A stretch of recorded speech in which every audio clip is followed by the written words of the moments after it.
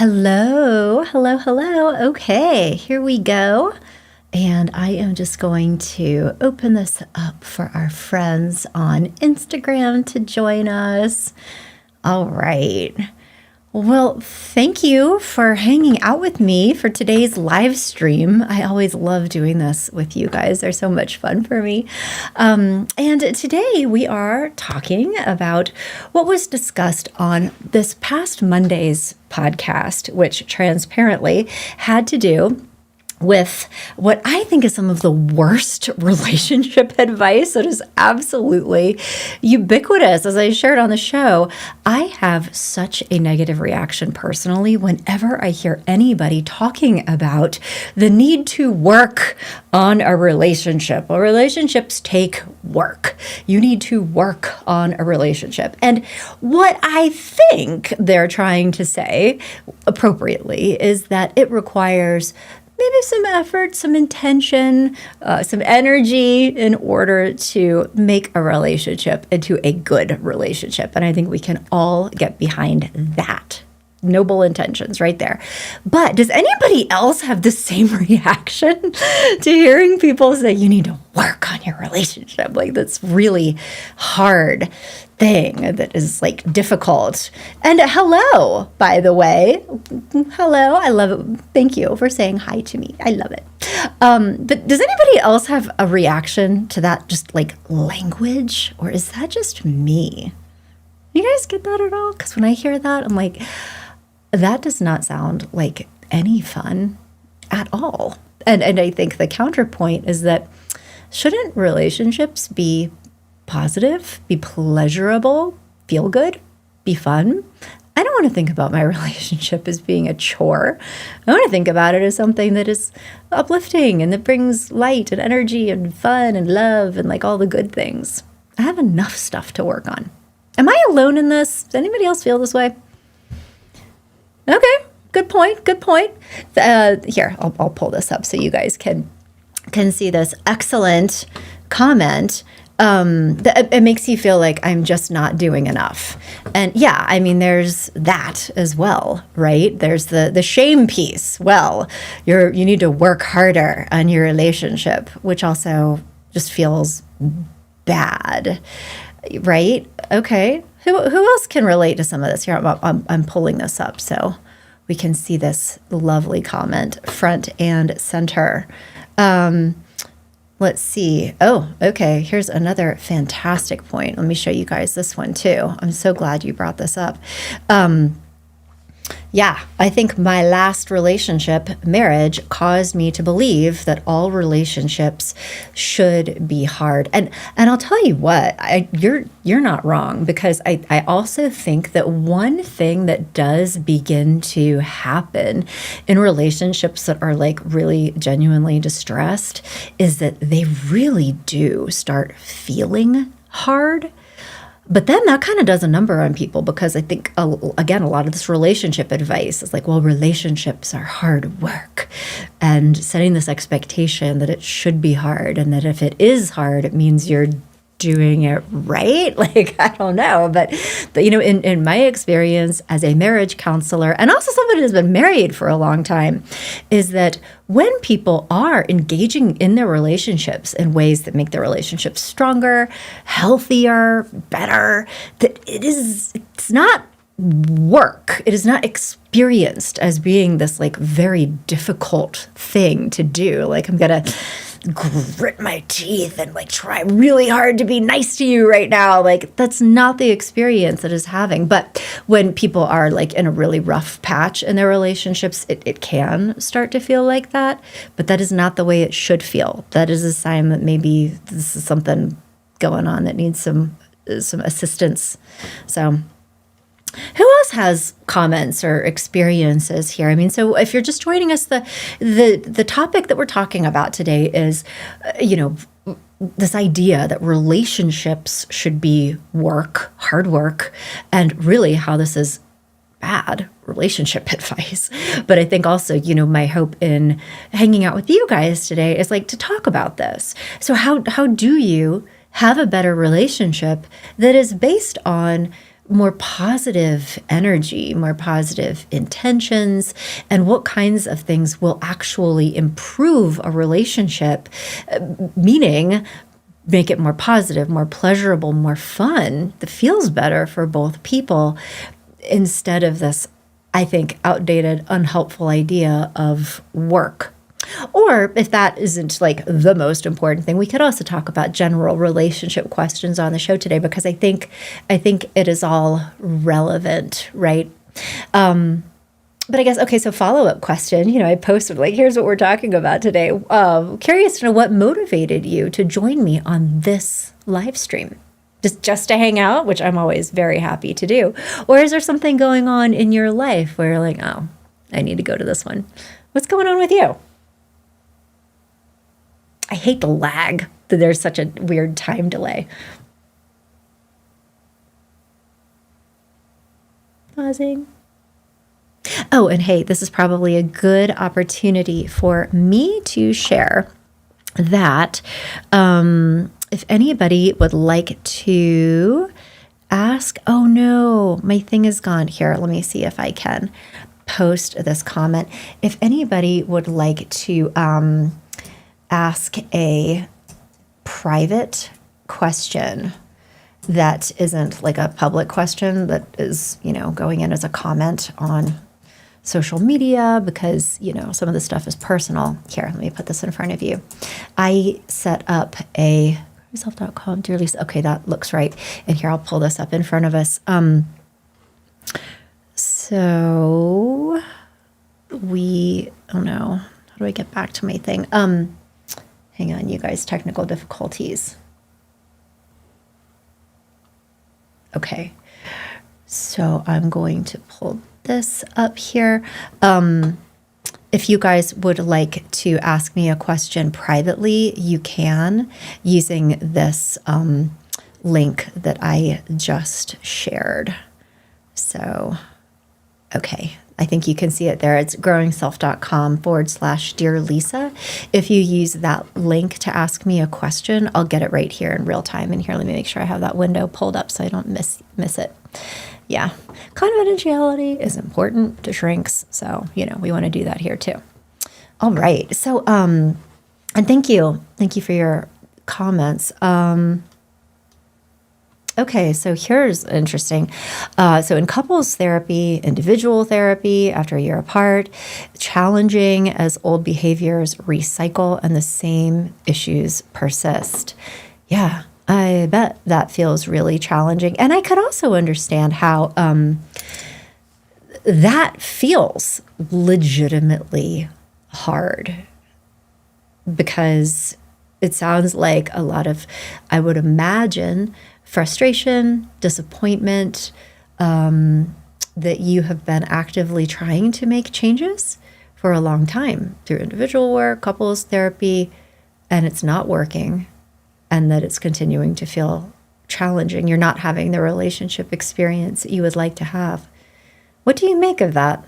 Just if you want to talk about it here, if that's too personal of a question, it's okay to not respond to me in a public forum. But I'm curious, just what your sense is of what needs to change at this point in order for things to be better.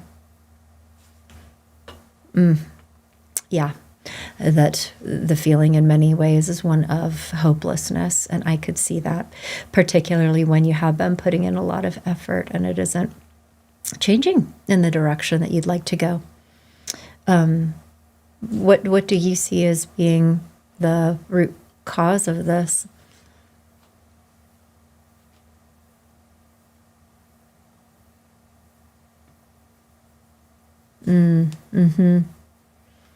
Yeah. A follow-up, coming to terms with incompatibility. That's a tough one. It really is, because I think, I don't know, there's different schools of thought on incompatibility. And in my experience, people who are extremely different from each other can have lovely relationships, but only, I think that there are limitations of that. I think it requires so much not just tolerance of differences, but appreciation of differences, celebration of differences, right? That you have to value the differences. And I think especially for people who are in situations where that incompatibility is based on, if somebody gets to be who they are and live the life that feels good to them, that means somebody else does not, right? It's like we cannot coexist in a shared life unless it feels like someone loses. So that can be a tough one. And yeah, particularly if that incompatibility is maybe code language for some character issues and or mental health issues like a substance disorder that is active and it feels like an absolute deal breaker. So because I think that extends to beyond differences around values and non-monogamy versus monogamy. Yeah, there you go. Well, I mean, it sounds like, though, that you have been doing a lot of work on yourself, which is great. Like, well, I don't know about working that hard on a relationship because I think it just changes the vibe in a not ideal way, honestly, between two people. So much value in doing our own work that is serious. That we do work on it. And to dig in deep and do the painful things like coming to terms with the fact that you don't want to do that and being able to grapple with then, okay, well, what does this mean if I'm actually not willing to participate in the situation that my partner would like me to participate in, right? Because then it's either I have to live in a way that feels terrible or blow up our lives, I guess. It's either or, and none of those are easy. So I can only imagine what you've been through in order to arrive at that clarity, but I'm glad you did it. So, yeah. Oh, and another comment here, an inability to be transparent or honest or intentionally manipulating to serve self is what your understanding of here's what's not working and what I can't be part of. Great. And you know what? There's a saying in business that I wish was more broadly applied to relationships. And the saying is fail fast, right? It's if something is really not going to work, figure that out as quickly as you can and get the hell out of there. Great resource that you might actually really appreciate is a book by an author that I love, who's actually best known for his work in marketing psychology. His name is Seth Godin. You may be familiar with him, but a book that he has is really more like life advice and business advice, and it is called The Dip.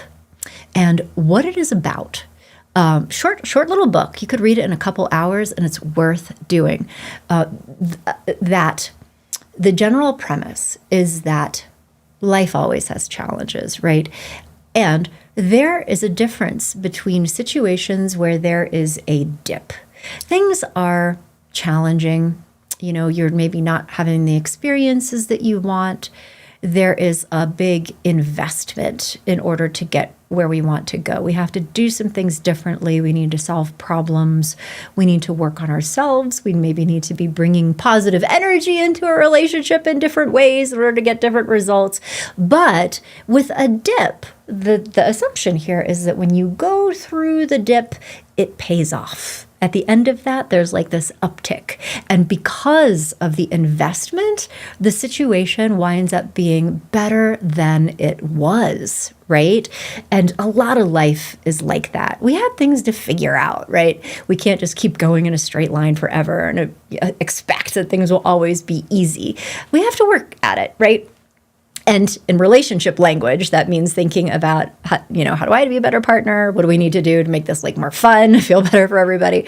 So there's that. But there is a difference between a dip and a cul-de-sac. that no matter how hard we try to make this be different, or no matter what I do differently, at the end of the day, this is going to keep happening over and over and over again.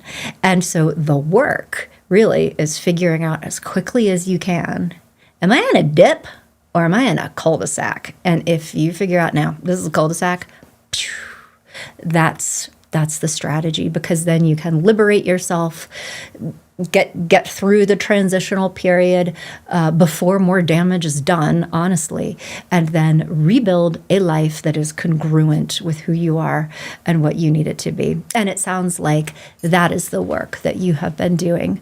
Does that resonate with you? That idea of like the dip versus the cul-de-sac, and that you're like, yeah, this is a cul-de-sac. Oh, and here, one partner putting in the growth work and the other not. When do you call it, or wait? That is such a personal question. You know, there are a lot of reasons for maintaining a relationship for a variety of reasons. I mean, there are practical considerations. You know, I think there's also a school of thought like, well, you shouldn't just stay together for the kids. Like, bullshit. You can stay together.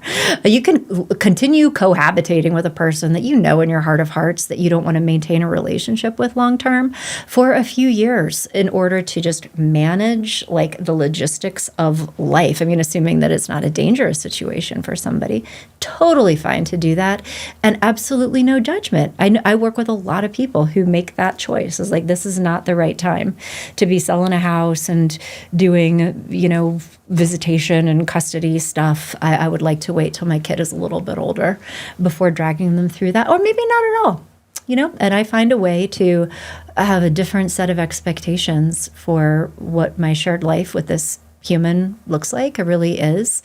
It's completely okay.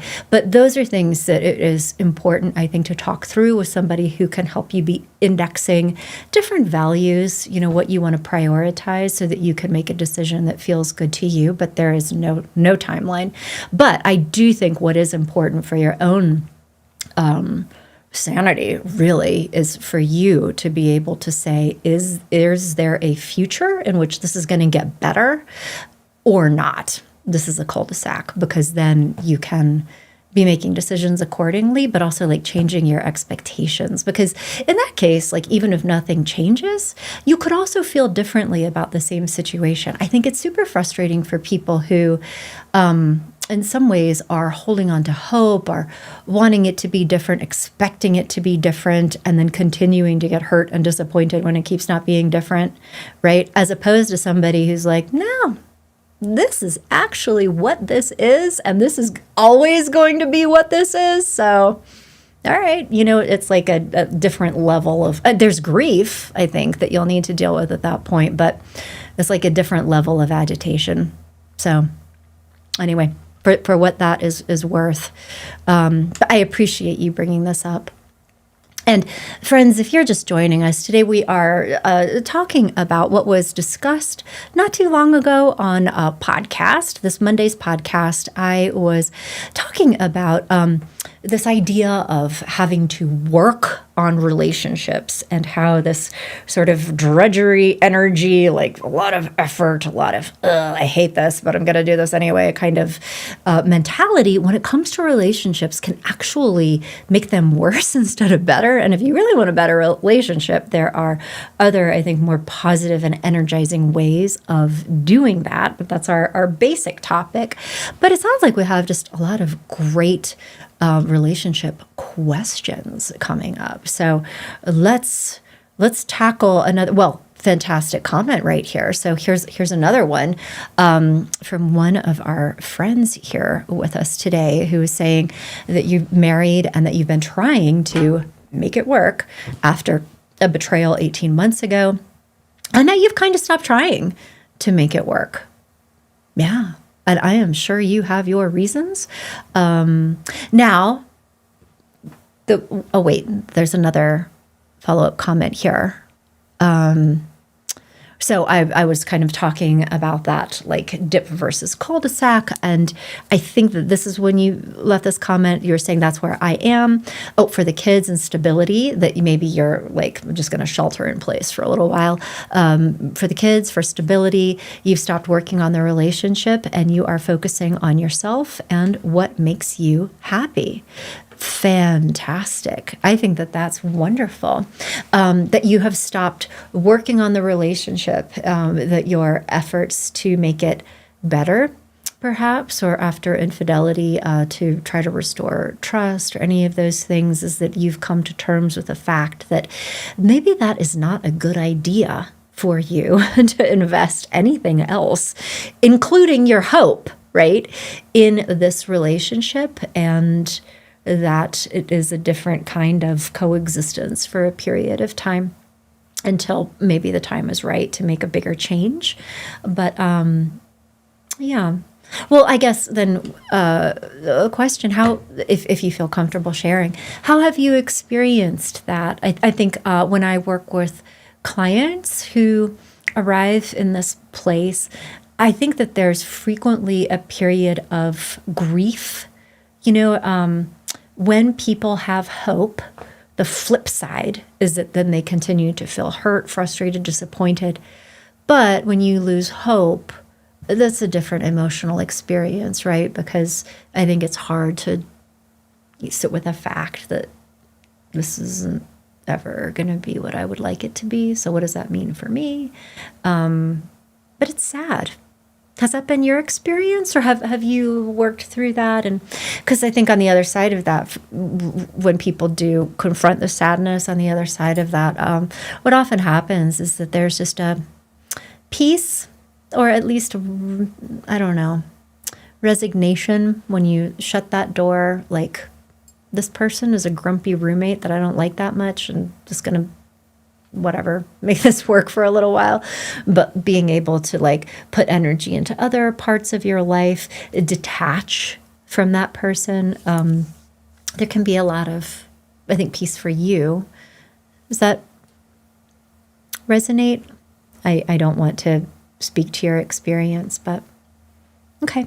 Well, I'm happy to hear more about what's going on for you, or if there's anything that I can do to help you in this conversation today of what to do when you've made a considered decision to actually stop working on a relationship because you no longer believe that change is possible. Totally valid. Oh, yeah.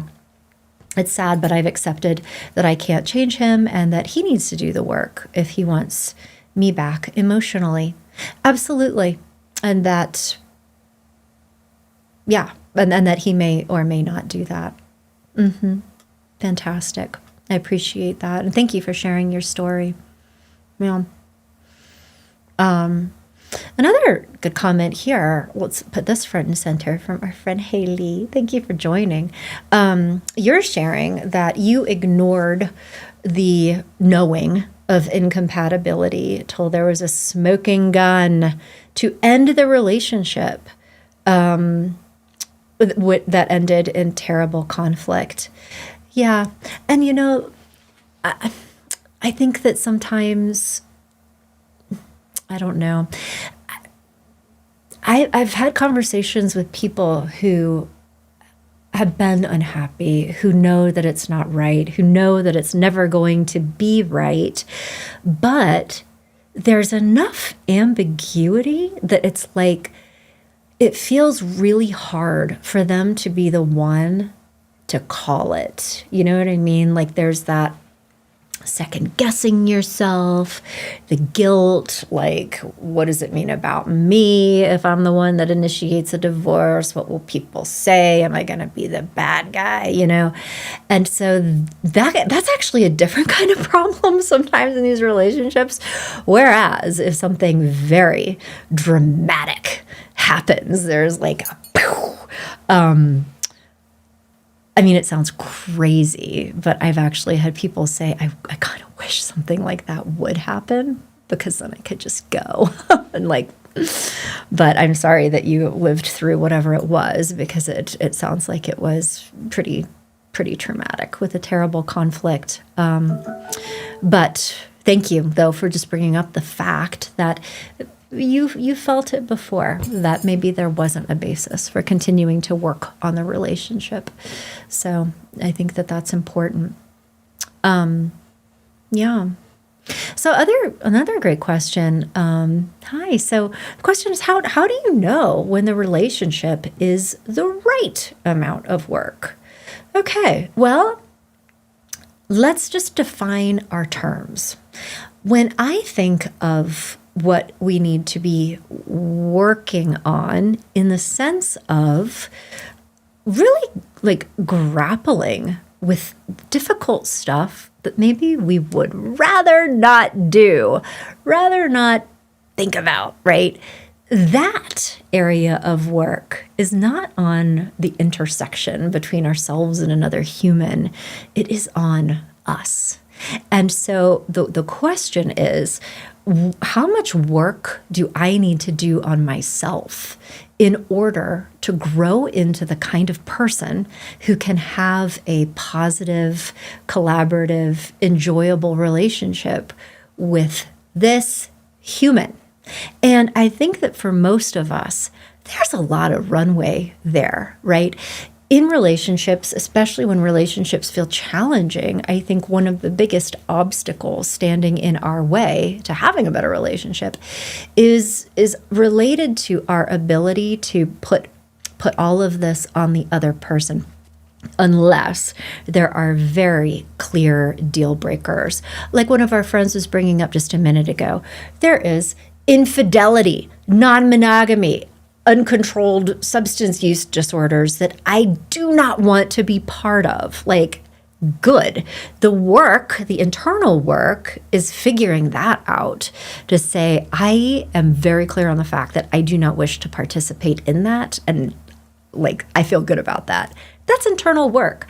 I think for a lot of us, though, not having had structured opportunities or like ways of learning like how to be in relationships in a positive and productive way, we have patterns, we have ways of communicating, ways of reacting, core beliefs, perceptions, even like some supremacist orientations around our way of being like better than your way of being. Like this is, I mean, everybody, all humans, including me, are walking around with all of this stuff. And all of these are barriers to our ability to connect in really loving ways with other people. So the question for you is, how much work have you done on yourself to be emotionally safe, emotionally intelligent, to improve your communication skills, and to show up in a way that the person you are partnered with needs you to show up in order for them to feel loved and respected? Because that's your work. Now, when it comes to the relationship itself, I think other questions to be having are, how is this feeling for both of us? Are we having fun together? Is this enjoyable? Is this positive? And if not, what can I be doing on my side in order to help my partner have a better time? And I do think it's fair to say, am I seeing my partner invest in their own personal development work so that they can be a better partner to me, right? Are they expending that effort internally? And are they putting energy into showing me love, respect? Are they being emotionally safe with me? Are they trying to be fun and pleasant and light and like make this feel good for both of us? Because it does need to be balanced equation in that way. And by balanced, I mean both people giving 100%. Another thing that'll really mess relationships up is this narrative, well, I'll try when you try, but you do it first, right? And I think that that's a way of, again, putting the responsibility for the quality of the relationship on the other person in a way that maybe feels justified, maybe good at the moment, but is ultimately disempowering to us. I have many podcasts where I've gone on at length on this subject, but so that would be my thoughts about your question, and thank you for your follow-up. That's a good way to put it. And so anything else to share? I mean, question for you, like, do you feel like you are 100% certain, like, I have done a lot of growth work on myself and I am a genuinely good partner for the person that I'm in a relationship with now? Because we also need to modify that based on the person that we are in a relationship with, like their preferences, what makes them feel loved and respected and valued, what is important to them, your ability to support in a positive way their experience of fun and pleasure and enjoyment and emotional connection. Like that would be a follow-up question for you. Okay, well now, so this is really important, and that you definitely tried to own your side of the road, but that she basically refused to do the same for you. And that's another opportunity of growth is, and that she cheated in the end. Okay, so we can be done, right? But also that piece of it is how wonderful for you, though, that you had the opportunity to really be thinking about what you need to do in order to be a good partner for this person, but also that you had opportunities to do that personal growth work around what are my limits and what am I actually not willing to tolerate? What are my boundaries and what will I do in response if somebody is not willing to participate in a high quality relationship with me? Because you're absolutely right. You deserve love, respect, to be honored, to have somebody be faithful to the commitments of this relationship, and to be able to say, and we're done, if somebody isn't investing in that. So I think that's important, and a big opportunity of growth, I think, for many people, to be able to say, I deserve to have a good time in this relationship. I deserve to feel loved. I deserve to be in a situation that is pleasurable for me, where at least some of my emotional needs get met. And, no partner is going to be perfect, but like that this person is trying, like that goes a long way for all of us, right? And if none of that is happening, yeah, that's great information. And we're not going to try to be changing them, right? But the work is, I don't need to do this anymore. Like, why should I? And you're not wrong. So, yeah. So, oh, wait.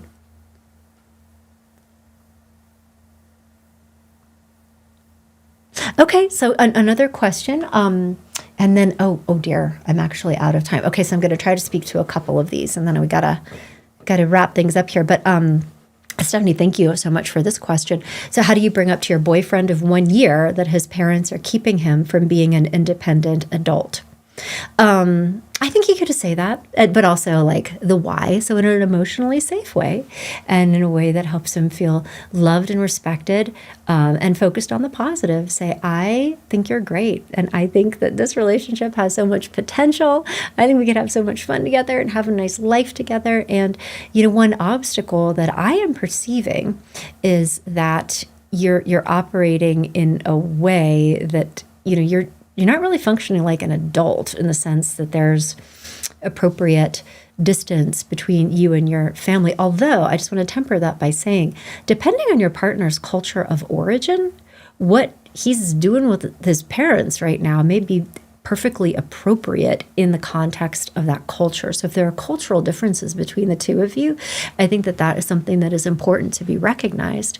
But also, I think it's important for you to take ownership of the fact that you believe that something is wrong here because of like your own value system, your own preferences. And so like, where did that come from? Who taught you that, right? Again, coming to like culture of origin type stuff. So anyway, I just wanted to say that out loud. But I think that it is also okay to say, I don't really see a path forward for us unless some of this changes. And here's why, here's what it means to me. Is this something that you are interested in also having be different? Or does this feel like the way it is for you?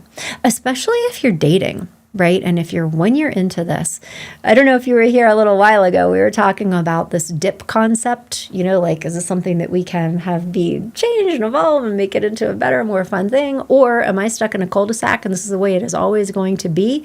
Especially when you're dating, especially if you've just been together for a year, your job is to fail as fast as you can, meaning that if this is not going to be different, you have to figure that out and pivot, because it won't end well, right? And so you can rage against that machine for as long as you want, but it doesn't matter. So I think that would be a super important conversation for you to be having, to see if this is even something that they perceive as being a little bit of a problem. And if the only problem is the fact that you're upset about it and otherwise they're like, what, it's fine. I think that you have your answer. And don't forget, like, the reason that we date people is to figure out who they are, how they operate, right? Can you be reasonably happy together long term? Can you build a life together that you both feel good about?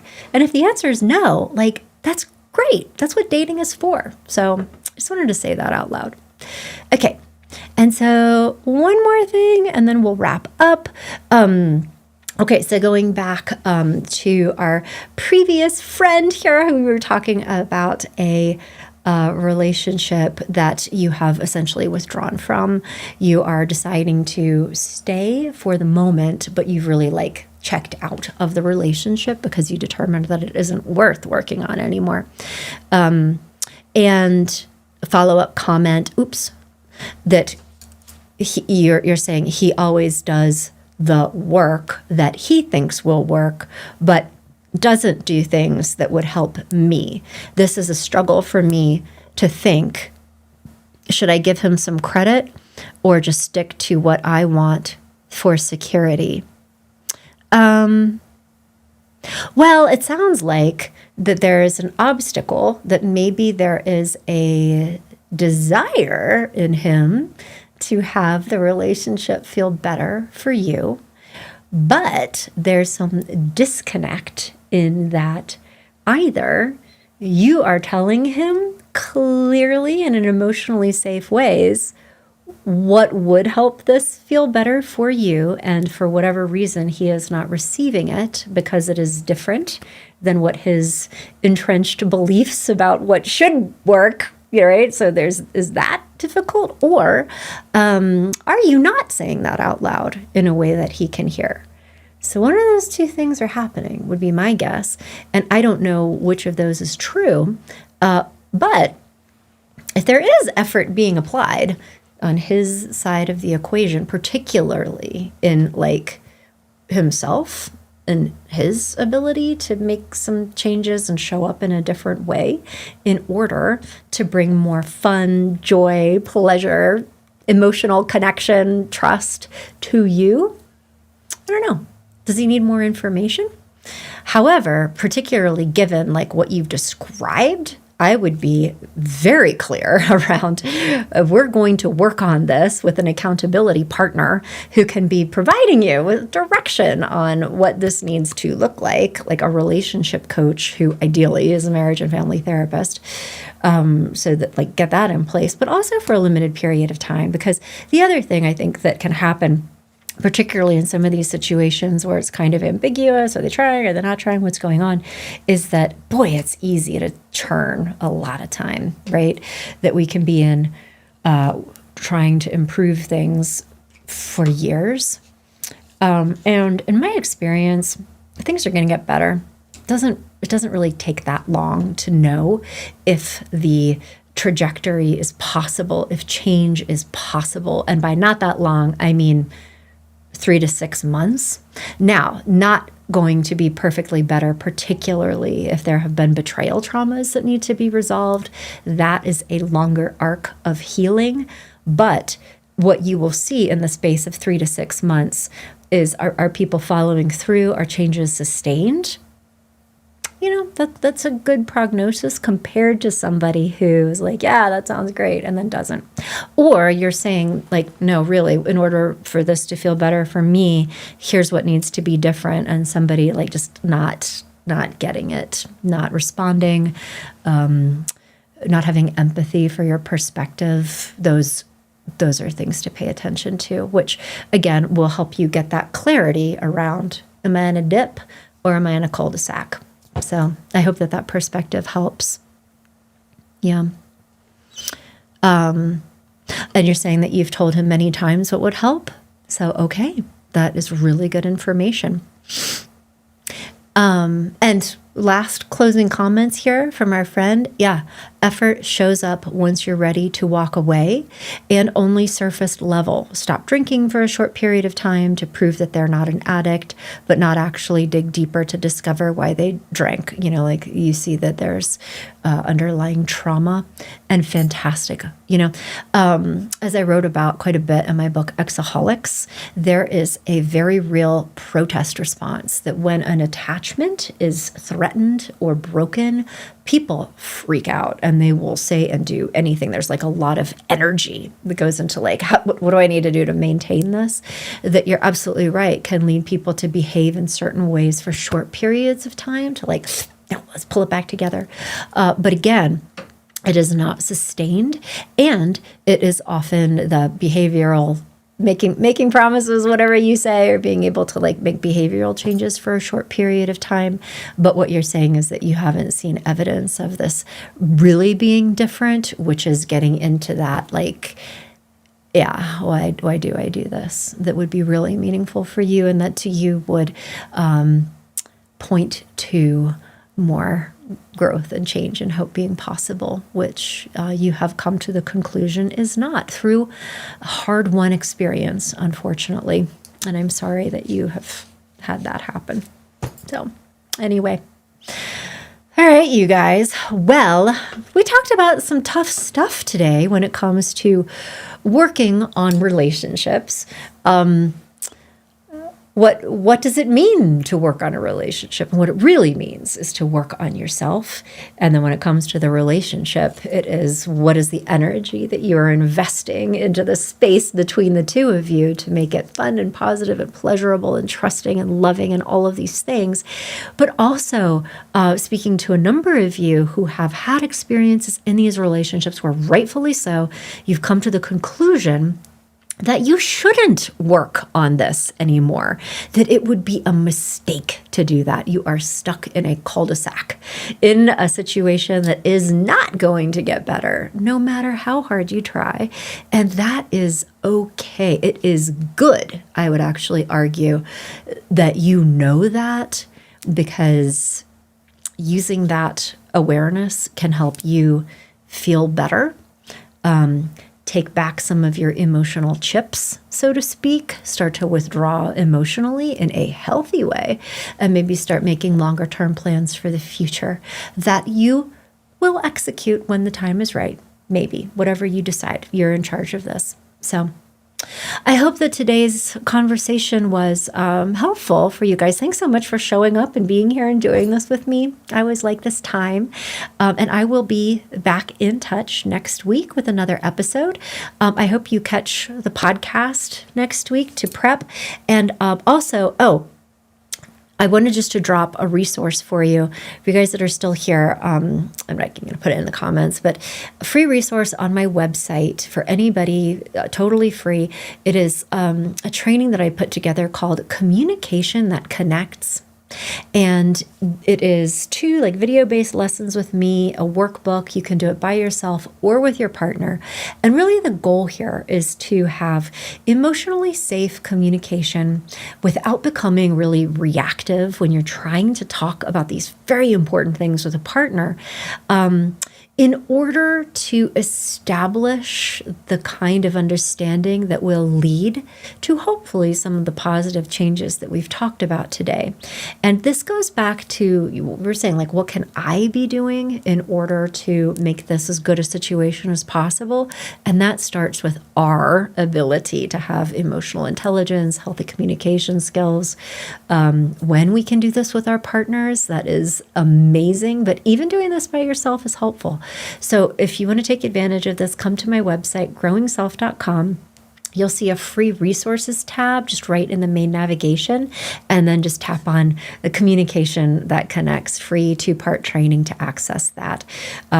Because at the end of the day, it might still be a cul-de-sac, but if you are communicating well and showing up in the ways that you need to, and trying to be positive and helping this feel good for both of you, and over time it's continuing to not change, that's really important information. But you won't know that if you're not communicating well, because if we're not doing that on our part, we are creating negative relational cycles. We are creating situations that are confrontational, where our partners are becoming defensive, or like we are operating in ways that make it less likely that positive change is going to happen. So take advantage of that training. And I will see you guys hopefully next time. Okay, take care.